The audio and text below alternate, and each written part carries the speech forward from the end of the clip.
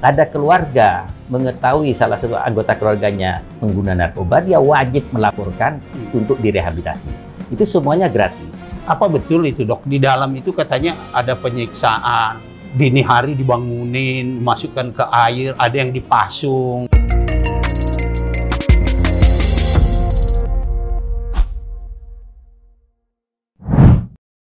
Dr. Budiono, seorang ahli dalam bidang rehabilitasi pecandu narkoba. Beliau juga pernah menjabat Deputi Rehabilitasi Badan Narkotika Nasional.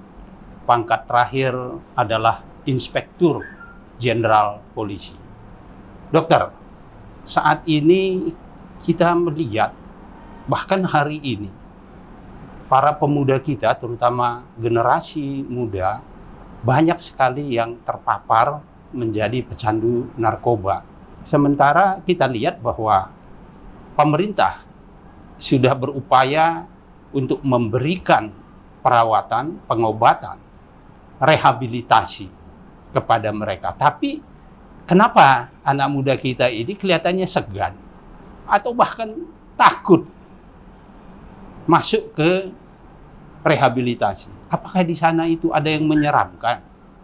Mungkinkah di situ ada penyiksaan, perpeloncoan?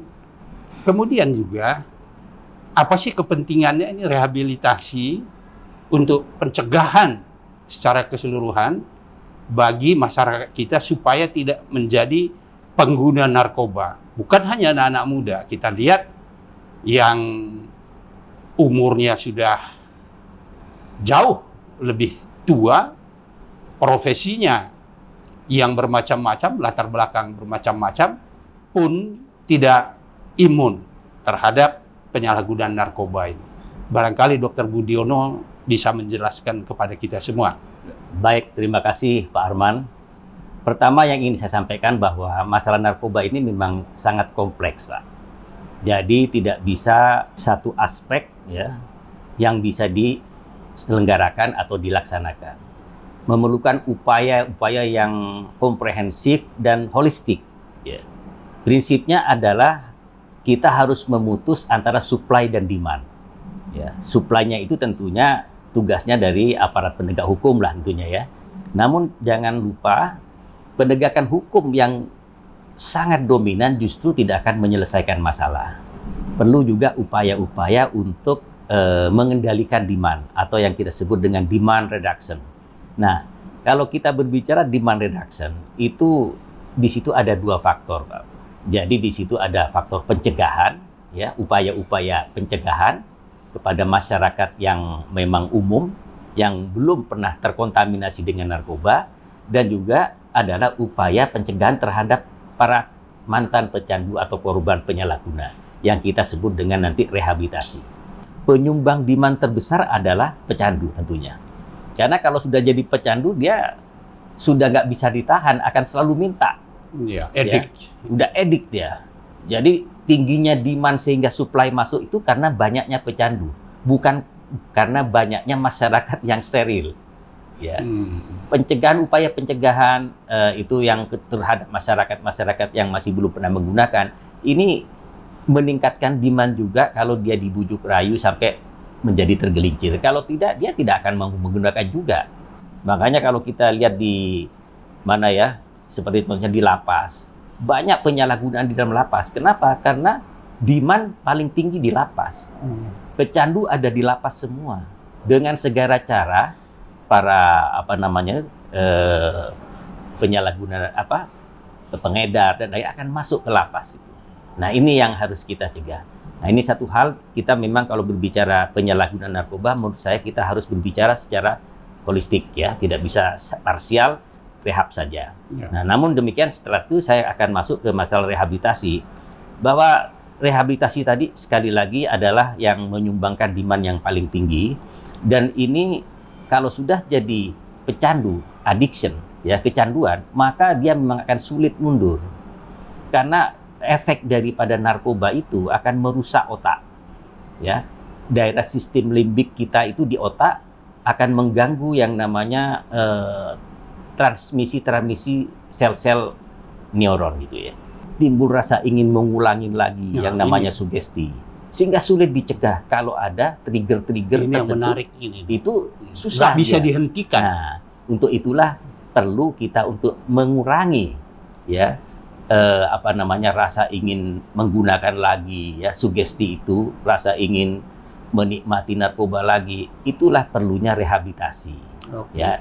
Sehingga nanti setelah direhab harusnya mantan pecandu itu relatif lebih tahan terhadap godaan-godaan, terhadap trigger-trigger yang ada di masyarakat.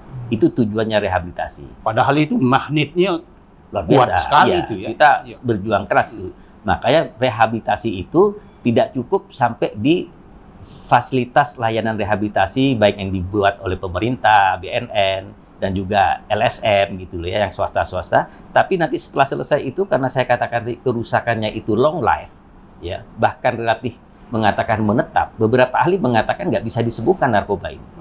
Nah, sehingga nggak bisa sembuh narkoba itu. Ya, beberapa ahli mengatakan demikian. Ya, sehingga layanan rehabilitasi itu hanya untuk menguatkan dulu ketahanan hidupnya supaya bisa bersosialisasi di masyarakat. Setelah itu harus dilanjutkan dengan layanan pasca rehabilitasi.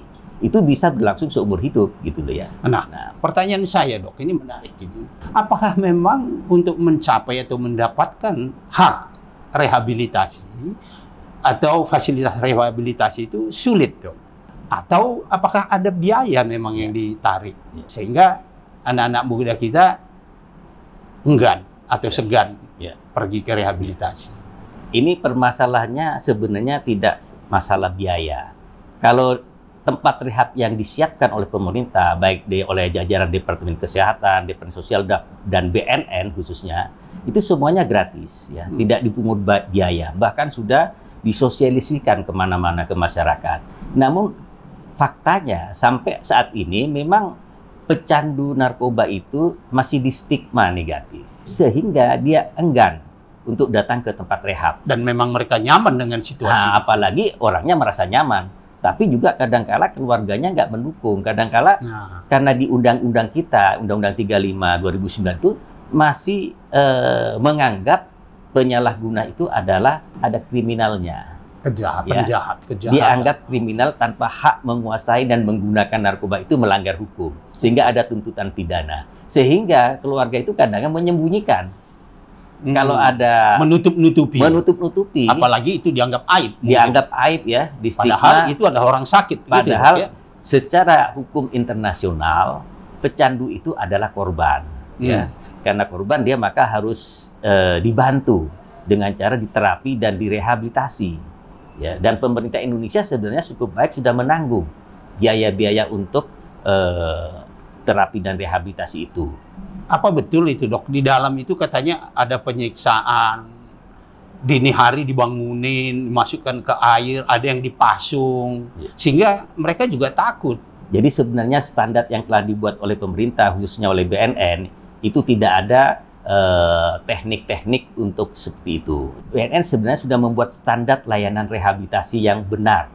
Ya. Namun sudah disosialisasikan.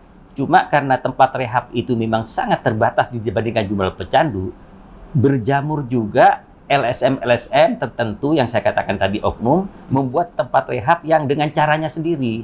Yang tidak sehingga terkontrol. ada yang merasa punya keyakinan, ada yang sampai direbus, dipasung gitu loh ya. Atau yang tadi dipeluncu dan lain-lain. Ini sebenarnya layanan-layanan rehabilitasi yang nggak sesuai standar yang ditetapkan oleh pemerintah. Nah, sangat menyayangkan seperti itu. Tentu kita berharap masyarakat khususnya kalau sampai mengirim ke tempat rehab yang sifatnya tradisional kayak tadi, nah ini kalau sampai ada hal-hal yang demikian itu termasuk pelanggaran HAM dan bisa dilaporkan. Ada nggak itu dok, yang dari pengalaman dokter menangani orang-orang pecandu yang direhab ini yang melarikan diri kalau tidak kuat di sana dengan program kan pasti disiapkan. Siap. Atau apakah di sana ada yang ini dok, begitu mereka masuk kan biasanya itu mereka ingin menggunakan apa istilahnya gejala putus obat atau sakau. Sakau kalau istilahnya di luar tuh anak-anak muda bilang sakau. Kalau kita di sini sakau itu sebenarnya sayang kau.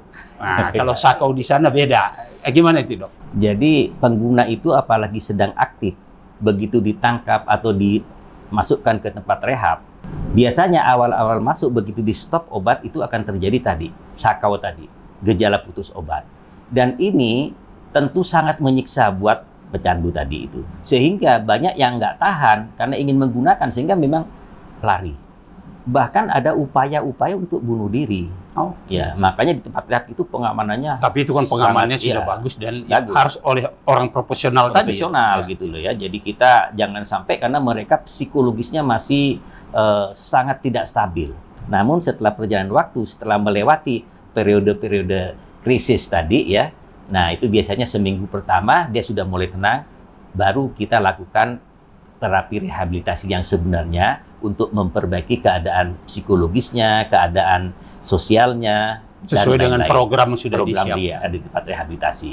Apa saja itu kira-kira yang dilakukan mereka di dalam? Kita selama di tempat rehabilitasi itu diberikan pembekalan itu, diajarkan dan diberi latihan-latihan keterampilan bagaimana relapse prevention ya, mencegah kambuh. Bagaimana menolak bagaimana menolak stimulan itu. Itu stimulasi. Selama di sana itu semua gangguan-gangguan fisik, psikologi, kejiwaannya di-assess ya, assessment oleh tim. Kemudian tergantung perorangan itu nanti kita intervensi. Nah, tidak ada biaya-biaya tambahan kan, Dok? Ada misalnya permintaan untuk beli ini, perlengkapan itu? Secara umum, selama terapi rehabilitasi itu gratis oleh pemerintah ya. Ada jam besuknya juga lah. Sebenarnya gitu, sudah nyaman sekali. Sudah nyaman sekali. Disiapin dan dilayanin dokter 24 jam, ya, psikolog, psikiater 24 jam, pembimbingnya juga ada 24 jam. Karena memang otaknya tadi rusak karena narkoba. Kita tidak bisa menggantungkan 100% ke pemerintah, Pak. Jumlahnya sangat besar, kita perlu partisipasi masyarakat memang untuk juga membantu menyelenggarakan tempat rehabilitasi. Ini kan diselenggarakan pemerintah untuk memberikan pelayanan rehabilitasi. Siapapun yang datang yang melaporkan diri berarti wajib diterima, begitu, Dok? Wajib. Oke. Wajib itu tidak hanya tempat rehab wajib menerima, khususnya pemerintah gratis. Itu sudah diatur dalam undang-undang juga. Ya. Jadi dalam undang-undang justru kalau ada keluarga mengetahui salah satu anggota keluarganya terindikasi pengguna narkoba, dia wajib melaporkan untuk direhabilitasi. Kalau tidak melaporkan malah kena tuntutan pidana. Oke, jadi berarti yang bersangkutan sendiri ya sebagai pecandu bisa melaporkan, atau keluarganya atau orang lain yang mewakili gitu. Kalau dilaporkan dia tahu bahwa salah satu keluarganya menjadi pecandu, dia salah ini sebenarnya. Salah. Menerima rehabilitasi itu harus dilakukan gitu. Harus dilakukan, tidak boleh menolak gitu loh ya. Nanti rehabilitasinya tentu macam-macam, tergantung hasil asesmen ya. Kalau dia ringan bisa dengan rawat jalan. Tapi kalau katakanlah dia sedang, ya bisa dengan rawat nginap di tempat rehab. Nanti rehab itu 3 bulan. Berapa lama itu, Dok? Ya kalau yang sedang itu 3 bulan, ada yang 6 bulan sampai setahun. Oke, paling lama setahun. Nah kan bisa dia balik lagi. Nah, kayaknya nanti setelah selesai di tempat rehab itu harus mengikuti program pasca rehabilitasi. Nah, itu kalau dia kambuh lagi, gimana itu? Nah, kalau kambuh lagi, ya kita harus rehab dulu lagi. Balik lagi gitu. Kalau dia keluar, masuk lagi. Ya, kita sesuai undang-undang itu sampai 3 kali. Oh, 3 kali masih. Kalau sudah lebih 3 kali itu kita anggap itu memang pelanggar hukum. Itu berbocorah masukkan penjara gitu ya. Begitu. Iya. Begitu. Ada juga yang bilang jangan sampai 3 kali. Jangan sampai 3 kali gitu. Ya, sebenarnya sudah sedemikian baik dilakukan program rehabilitasi ini. Anak-anak muda kita jangan sampai menganggap ketika Anda menggunakan narkoba, itu bisa diobati sendiri. Itu harus ditangani oleh ahlinya. Kira-kira apa yang perlu disampaikan lagi kepada anak-anak muda kita atau masyarakat umum yang sama-sama sebenarnya punya potensi menjadi penyalahguna narkoba? Dokter, silakan. Narkoba ini sekali lagi banyak faktor ya yang mempengaruhi sehingga penyalahgunaan terjadi. Perlingkungan-lingkungan yang kira-kira di dalam lingkungan itu banyak pengguna narkoba, kita menghindar dari mereka. Karena godaan itu sangat kuat dan biasanya dikasih dulu dengan gratis, cuma-cuma, coba-coba. Dari pengalaman itu, dari penelitian, dari 10 orang yang coba-coba, 9 pasti ketergantungan. 1 yang bisa lolos, Pak. Oke. Nah, jadi untuk itu hindari coba-coba. Kedua, upayakan selalu ada kegiatan positif tentunya di masyarakat itu. Jangan sampai biarkan keluarga kita, anak-anak kita itu biasa menyendiri. Untuk itu keluarga harus aware ya, harus lihat ini kok berubah nih. Biasanya senang diajak jalan-jalan rame-rame, makan sama-sama, dia sudah nggak mau. Nah, ini salah satu tanda-tanda yang harus diteliti lebih lanjut, dan kalau memang ada indikasi di kamarnya, apalagi sudah kelihatan berantakan, nggak pernah lagi rapi, sering terlambat bangunnya gitu. Nah, sering berbohong, kalau berbicara telepon bisik-bisik. Nah, itu tuh tanda-tanda. Nah, ini harus segera ditelusuri lebih lanjut. Kalau sudah ada bukti-bukti dia sudah bersinggungan dengan narkoba, maka segera dilaporkan kepada petugas rehabilitasi khususnya, sehingga bisa berikan bantuan. Ya, artinya memang kita harus tetap waspada, jangan sampai terpapar narkoba ini, dan kita harus selalu memastikan diri kita sendiri, keluarga dan lingkungan kita bebas dari narkoba. Seperti tadi dokter sampaikan, jarang yang survive kalau mereka sudah gunakan. Nah, kalau sudah menggunakan atau sedang menggunakan, sebaiknya pergi langsung ke rehabilitasi, ke tempat-tempat terapi dan pengobatan.